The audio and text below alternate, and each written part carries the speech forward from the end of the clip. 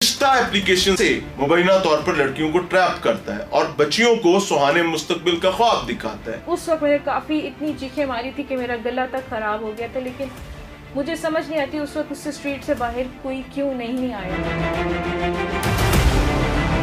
जो दर्द और तकलीफ अजियत आज आपके सामने रखने जा रहा हूँ, ये वतन अजीज इस्लामी जमहूरिया पाकिस्तान में हर आए दिन हर चौथे घर, हर तीसरे घर और हर दूसरे घर पहुंचती जा रही है। और उसकी सलूशन किसके पास है? बहुत ईमानदारी से कहना चाहूंगा, वो सिर्फ और सिर्फ माँ और बाप के पास है कि वो अपने बच्चों की तरबियत कैसे करते हैं, या फिर उनको जिनसी दरिंदा और बिल्ला बनाकर मुआशरे में दंदनाने के लिए छोड़ देते हैं। जब एक जिनसी दरिंदा मुआशरे में निकलता है तो वो किस तरीके से मुआशरे की बहनों और बेटियों की जिंदगियों को तंग कर देता है। तो एक जिनसी दरिंदा मुआशरे में दंदनाता फिर रहा है और वो रिश्ता एप्लीकेशंस जो हैं वहां से मुबैना तौर पर लड़कियों को ट्रैप करता है और बच्चियों को सुहाने मुस्तकबिल का ख्वाब दिखाता है। उनको बताता है कि he is a professional doctor, जो कि एक्चुअली वो डॉक्टर है भी नहीं।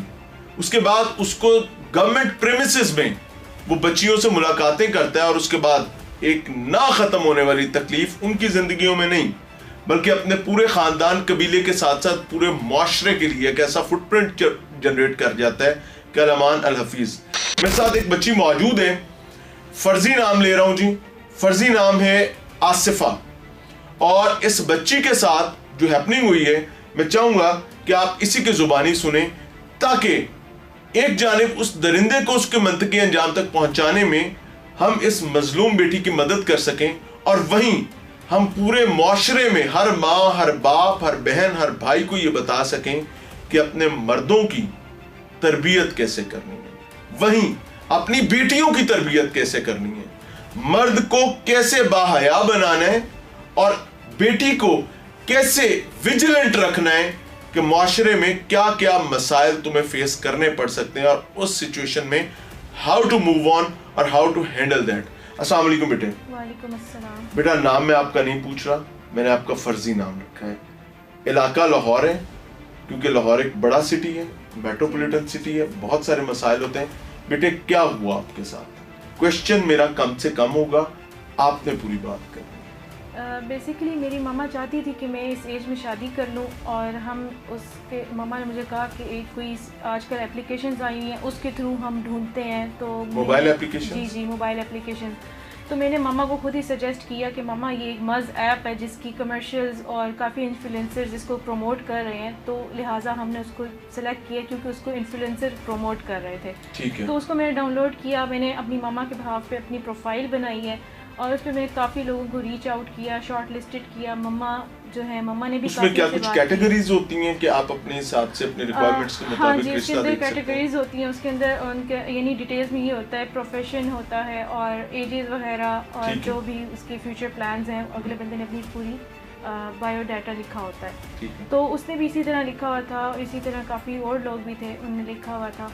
तो मेरी 2-3 लोगों से बात चल रही थी, जिसमें से एक की मैंने मम्मा से बात करवाई थी, इसकी मैंने स्टार्ट में करवाई। इसका नाम क्या है? डॉक्टर अब्दुल रहमान नाम है इसका और ये क्लिनिकल साइकोलॉजिस्ट है जी। इससे पहले भी इसने कोई लोकेशन आपको बताई थी? हम जी, मैं वही आपको बताने लगी हूँ कि जिस दिन हमारा प्लान था 11 जून का, तो उसने मुझे कहा, मैंने उसको कहा मैसेज करके कि मैं शाम को 6-7 बजे अप्रॉक्स में आऊँगी जिना हॉस्पिटल में, तो मुझे आप बता दीजिएगा। तो उसने मुझे ये कहा है कि अब तो मैं हॉस्पिटल से निकल चुका हूँ, तो तुम अली टाउन वाली साइड पर आ जाओ। अच्छा। तो मैंने अपनी मम्मा से डिस्कस किया कि मम्मा वो इस तरह मुझे बता रहे हैं कि आप अली टाउन वाली साइड पर आ जाओ। तो मेरी मम्मा ने मुझे कहा कि नहीं, अली टाउन वाली साइड पर नहीं जाना, उसे कहो किसी पब्लिक प्लेस पर मिलता है तो ठीक है। तो मैंने कहा ठीक है। मैंने उसको एज इट इज़ मैसेज किया कि भाई आप सुबह हम मिल लेंगे, जब आपकी ड्यूटी टाइम होगी हम उसके मुताबिक मिल लेंगे। तो उसने मुझे कहा कि अगर मैं हॉस्पिटल आ जाता हूँ तो तुम आ जाओ। मैंने उसको यही कहा कि मेरे लिए शाम टाइम ज़्यादा सूटेबल है, तो कोशिश करेंगे शाम टाइम। तो उसने मुझे कहा ठीक है, आज ही शाम टाइम कर लेते हैं। मैंने कहा ठीक है, ओके। तो उसने मुझे कहा कि डॉक्टर कैफ़े आ जाओ। तो तकरीबन कोई आधा घंटा हम बैठे हैं डॉक्टर कैफ़े में। घर में कोई नजर आया? घर में कोई नज़र नहीं आया। उसका ऊपर वाला जो फ्लोर था उसमें 3-4 कमरे थे, जो लाउंज से गुजरता हुआ रास्ता था उसमें 4 कमरे थे, जिसके अंदर उसने कमरा अपना खोला तो उसमें उसने मुझे लेके गया। वो लॉक था?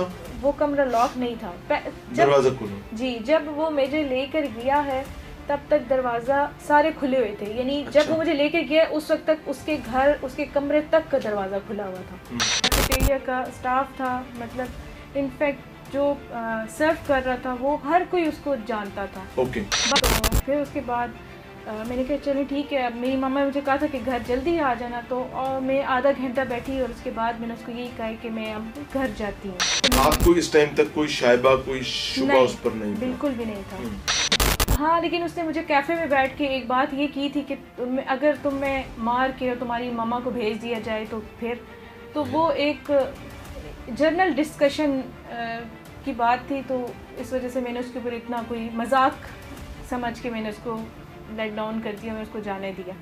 तो उसके बाद फिर ये बात उसने किस पॉइंट पे की थी? वो हमारी डिस्कशन हो रही थी, मौत के ऊपर हमारी कोई बात हो रही थी, तो इस टॉपिक को लेके हमारी बात स्टार्ट हुई है कि मौत से डर लगता है नहीं लगता। इस टॉपिक से हमारी वहाँ से ही ये बात शुरू हुई थी। यानी वो आपको बेसिकली आपका नर्व टेस्ट कर रहा था? तो मैंने उसको यही कहा कि भाई मुझे मौत से डर नहीं लगता, मुझे कुछ भी हो जाए मुझे मौत से डर नहीं लगता। माजरत चाहता हूँ नाज़रीन, एक चीज़ ज़हन में रखिएगा, I am no one to जज। मैं किसी चीज़ को जज नहीं कर सकता। मैं एक हैपनिंग रख रहा हूँ सामने और वहीं कानून नाफिज करने वाले इदारों को उनके कानों में घंटी बजाने की कोशिश कर रहा हूँ कि भाई जाग जाओ, बहुत सारा काम है आपका करने वाला, आपकी अपनी बहनें बेटियां रोती फिर रही हैं। अच्छा, फिर उसके बाद जब हम मेन गेट तक गए जिना हॉस्पिटल के, क्योंकि मैं ड्राइवर करवाई थी, मैं उन्हीं को ढूंढ रही थी, तो मुझे एक ही गेट का पता था। मैं उस गेट तक गई तो मैं अपनी ड्राइवर ढूंढ रही थी, इतने में उसने मुझे बाय फोर्स गाड़ी की तरफ खींचा है। तो मैंने इससे पहले मुझे ये कहा है कि मैं can I hold your hand, मैंने कहा कि नहीं, मेरा तुम्हारा ऐसा कोई वो नहीं है। ऑब्वियसली मैं मेरी मामा की तरफ से इस तरह की कोई परमिशन नहीं है, मामा की तरफ से, या ऑब्वियसली मैं अपनी तरफ से ऐसी कोई परमिशन नहीं है। तो कंफर्टेबल होने की कोशिश कर रहा था। तो मैंने कहा कि नहीं, मैं इस चीज़ की तुम्हें परमिशन नहीं देती। तो एकदम उसने मुझे खींच के और गाड़ी की तरफ फोर्स किए। ऑब्वियसली किसी ने, मेरा जहाँ तक ख्याल है, वो किसी ने ऑब्वियसली वहाँ पे खड़ी की होगी, या प्री प्लान ही था जो भी था। गाड़ी आपकी रोड पे खड़ी थी? जी, मेन गेट के ऊपर। अच्छा। तो फिर उसके बाद जब उसने मुझे बिठाया, मैंने काफ़ी हेजिटेट किया, मैंने कोशिश की है कि मैं अपने आप को निकाल सकूं गाड़ी से, लेकिन नहीं मैं कर सकी। लेकिन उस दौरान मैंने 15 पर कॉल की थी जब वो मुझे गाड़ी में बिठा चुका था।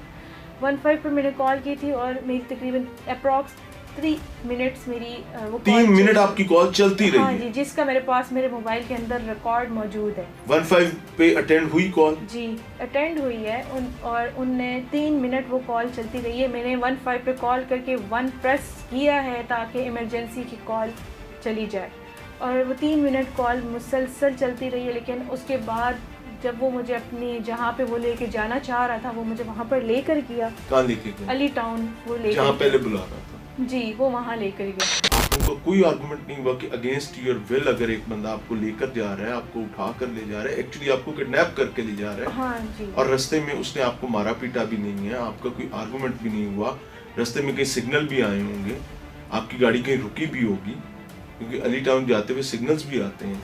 हाँ, गाड़ी स्लो कह सकते हैं, लेकिन गाड़ी कहीं स्पेसिफिक सिग्नल के ऊपर ऐसा कोई रुका ही नहीं, सिग्नल नहीं रुकी। लेकिन ये कि उसने मुझे बहुत बड़े प्रेशर से पकड़ा हुआ था, जिसमें वो मुझे बार बार कह रहे थे कि तुम आराम से अगर बैठ जाओ तो तुम्हारे लिए बेहतर है, क्योंकि तुम्हारे अंदर इतनी पावर नहीं है जितनी मेरे अंदर पावर है। आपने रेजिस्ट रास्ते में फिजिकली रेजिस्ट किया? हाँ, ऑब्वियसली मैंने किया। How he handled that? उसने मुझे पकड़ा हुआ था मेरे हाथ से, जो कि मतलब जिसमें मेरी उंगली दुखी थी, लेकिन ये है कि अब मुझे समझ किस हाथ से पकड़ा हुआ था? आपका कौन सा हाथ उसने पकड़ा हुआ था? जो साइड पे था। वो राइट साइड पे बैठा हुआ है, आप लेफ्ट में? उसने आपका कौन सा राइट साइड वाला ही हाथ पकड़ा हुआ था, जो वो ड्राइविंग सीट होती है उसी तरफ जो मेरा हाथ था, उसी तरफ से उसने मुझे पकड़ा हुआ था। और वो गाड़ी भी ऑटोमेटिक थी, इस वजह से उसके लिए ड्राइव करना इतना कोई मुश्किल नहीं था। तो उसके बाद फिर जब वो मुझे लेकर गया तो उसकी स्ट्रीट छोटी थी, उसने अपनी स्ट्रीट की एग्जैक्ट आगे गाड़ी लगाई है, जिसमें मैंने उसको उस वक्त मैंने काफ़ी इतनी चीखें मारी थी कि मेरा गला तक ख़राब हो गया था। लेकिन मुझे समझ नहीं आती उस वक्त उससे स्ट्रीट से बाहर कोई क्यों नहीं आया। वो मुझे उसी तरह एज इट इज़ सीढ़ियों से खींचता हुआ ऊपर लेकर गया। तो फिर उसके बाद उसने मुझे अपना कमरे के अंदर करके लॉक कर दिया और फिर उसने मुझे कहा है कि देखो तुम्हारे पास दो ऑप्शंस हैं, या तो मैं तुम्हें मार दूं, ठीक है, या तुम मेरे साथ ऐसा कर लो। मैंने कहा है कि ठीक है तुम मुझे मार दो, क्योंकि मेरे लिए ये एक्सेप्टेबल है कि तुम मुझे मार दो, मैं मरना पसंद करूँगी बनिस्बत इसके। मैं अपनी मर्ज़ी से तुम्हारे साथ ऐसा नहीं कर सकती, क्योंकि ऑब्वियसली मैं आज तक अल्लाह ने मुझे सेफ़ रखा है, मेरी माँ ने मुझे सेफ़ रखा है, तुम मुझे ऐसे नहीं कर सकते, तुम मेरे साथ ऐसे नहीं कर सकते। उस वक्त मैंने बड़ी कोशिश की कि मैं उससे भागूँ, तो उसने मेरा गला दबाया, मेरा हाथ की उंगली उसने बिल्कुल ऑपोजिट कर दी। आपकी हाथ की उंगली पर कुछ स्वेलिंग भी है? हाँ, बस ये अब काफ़ी बेहतर है क्योंकि काफ़ी दिन हो चुके हैं। तो उसने बिल्कुल उल्टी कर दी थी। तो इस तरह हाँ जी, फिर भी मैंने क्योंकि उस वक्त मुझे कुछ फील नहीं हो रहा था, मुझे कोई पेन कुछ भी नहीं हो रहा था, क्योंकि मेरे जहन में ये था कि मैंने अपने आप को सेव करना है। मेरे जहन में यही था कि एक मर्डरिस्ट है और इसने मुझे मार देना है। तो मैं अपने आप को उस तरीके से सेफ लेके चल रही थी कि क्योंकि मेरी मामा को तो पता था कि ये जिन्ना हॉस्पिटल गई हुई है। अब मेरी मामा को ये ही पता था कि मुझे जिन्ना हॉस्पिटल से ले जाके आगे कहीं ले गया होगा। तो उसके बाद फिर जब उसने मुझे मेरा गला दबाया, मेरा फुल गला, यानी मेरी कॉर्ड के ऊपर उसने 2 अंगूठे अपने रख के फुल प्रेस किए। हाँ जी, और क्योंकि ऑब्वियसली उसका मुझे ऐसे लगता है उसकी मेंटालिटी यही होगी कि कहीं इसको जख्म या इस तरह का उसने कोई मारा नहीं, ब्रूज नहीं दिया।